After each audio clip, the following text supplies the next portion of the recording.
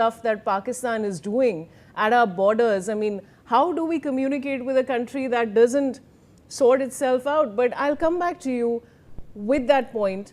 Now, French President Emmanuel Macron has said that US President Donald Trump signed an agreement with Iran at Versailles, calling it a major step towards peace and stability.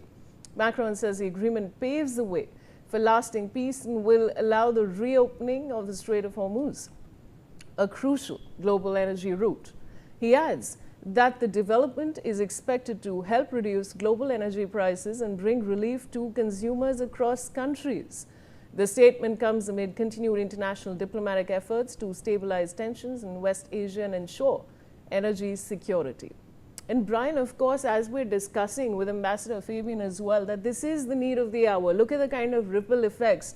And you, Brian, were in the center of it when we were all covering on Newsx the kind of fuel prices across the country that were shooting up, and we all are bearing the brunt of it. Now, this latest development that's come in, what more can you tell us? Very true, Vaishali. And also, one of the most optimistic person about this very negotiation, or you call it the MoU, Memorandum of Understanding, is obviously French President Emmanuel Macron. Obviously, it is happening at the G7 summit, happening in France, and also confirming, because he was also there, confirming that Trump signed the US-Iran agreement at Versailles.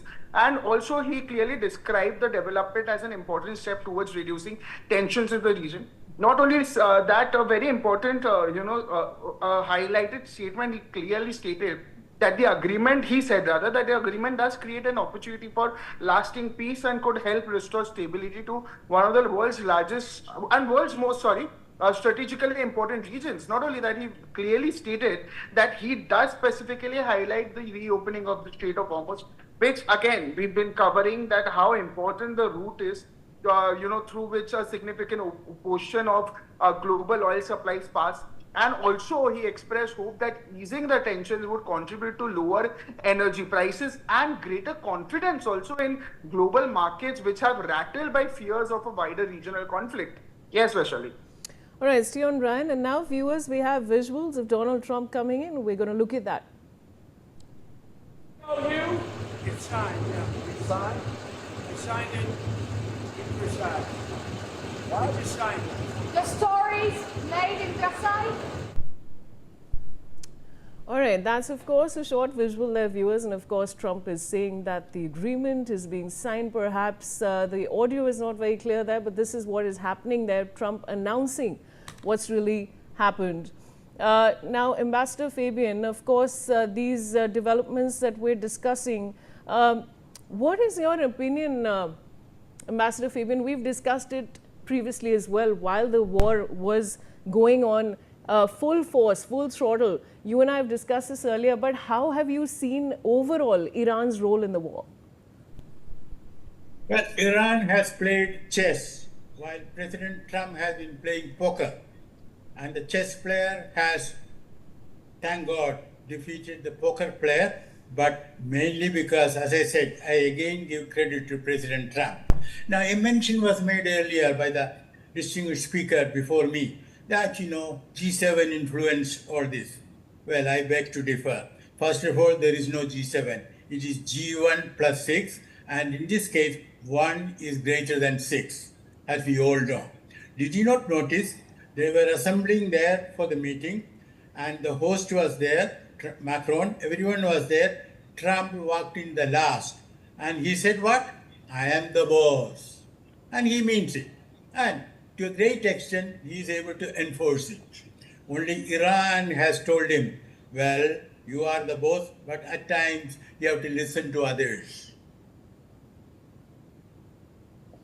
Right, Ambassador Fabian, I'll come back to you. Now, the President of Iran, Masoud Pezeshkian, and US President Donald Trump have signed a memorandum of understanding between Tehran and Washington, which was completed digitally and remotely. Iran initially denied releasing the MoU on public domain, but the White House has released it.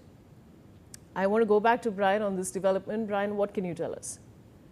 Well, Vaishali, yes, so the full text of the Iran-US Memorandum of Understanding has now been released, providing the first detailed look at the framework that is agreed both by Washington and Tehran. Even though, yes, clearly Iran or Masoud Pezeshkian was a bit skeptical about releasing the document, but according to what we are getting to know from the initial details, the agreement does outline immediate de-escalation measures. Again, commitment to ensure freedom of navigation in the Strait of Hormuz, mechanisms for continued diplomatic engagement, and not only that, even a roadmap for future negotiations on broader security concerns. Very importantly, officials describe this document as a framework agreement rather than a final peace treaty, which is again is important to note. And there are additional rounds of negotiation expected also in the coming weeks to address more complex issues, including sanctions, regional security arrangements, and even long-term confidence building measures also. That is very important at this point of time. Yes. All right, stay on, Brian. Now, US President Donald Trump, viewers, has made a remark on Iran's ballistic missile program, saying it would be unfair to deny Iran such capability if other regional countries possess similar systems. He stated that ballistic missiles should not be confused with nuclear weapons, drawing a clear distinction between the two in terms of their purpose and impact. Trump added that if countries such as Saudi Arabia and Qatar have such systems, then Iran having them in relative proportion could be considered acceptable.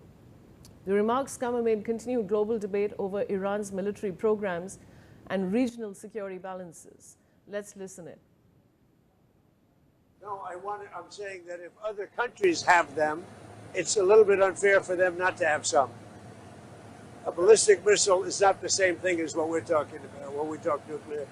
But if Saudi Arabia and Qatar, and they all have some, I would say in relative proportion, I think it's okay.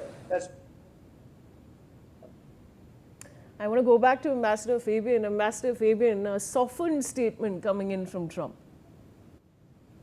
Well, it's a significant statement because till now, Trump has been saying that for sanctions to be removed, Iran has to agree to what he wants in terms of the nuclear deal. Iran has to have agreed to restrictions on its missile development, and Iran has to stop what Americans call as giving support to Iran's proxies, quote unquote. I don't accept the word proxy, but I don't want to take time to explain it right now. So, on the whole, as I said, President Trump has woken up to reality, and the roaring lion of Israel will start sleeping now, and it will be a snoring lion, and the world will be a better place.